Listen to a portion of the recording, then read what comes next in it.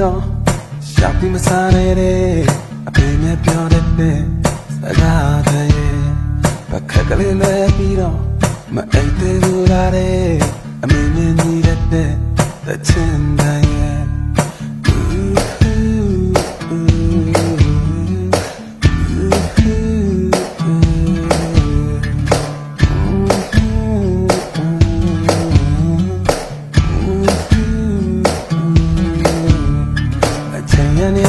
တဲ့ရောက်ခဲ့ရလင်းခဲ့တမ်းပြီးစင်စားတိုင်းငုံမိပါတယ်အိမ်ပြန်ခွင့်ရခဲ့တော့အမေကြီးတဲ့အချီကကျွန်တော်ဟာမှုတို့အရွယ်ကကလေးငယ်တော့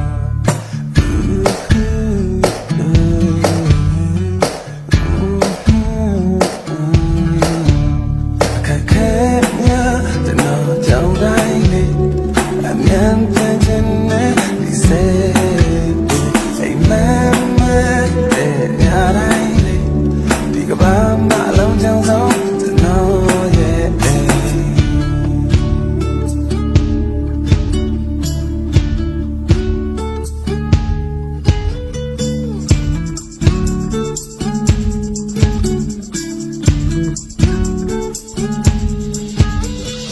ရောက်တဲ့အားနဲ့တိုင်းမှာအတွေ့အများတဲ့လမ်းရှာလို့ပြန်များတော့တဲ့အတိတ်ကိုလမ်းမီလို့ပြန်လမ်းမီလို့တရားထဲဝင်တဲ့တိုင်းမှာစိတ်ကူးများတဲ့လမ်းရှာလို့ပြန်များတော့တဲ့အတိတ်ကိုလမ်းမီလို့ပြန်လမ်းမီလို့အတွန်းတိုင်းရတဲ့လူသားကဘာအကြီးမှာ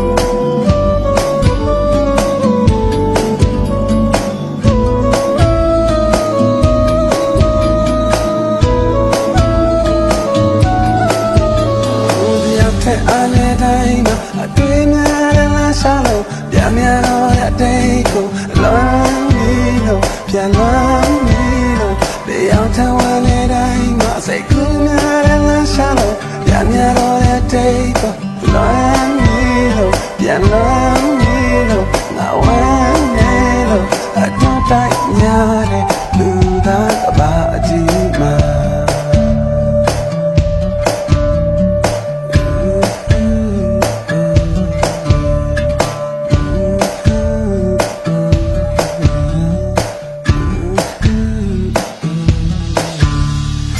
ခဲမြကျွန်တော်ကြောင်းတိုင်းလေအမြန်ပြန်တင်နေဒီစိတ်တွေအိမ်မ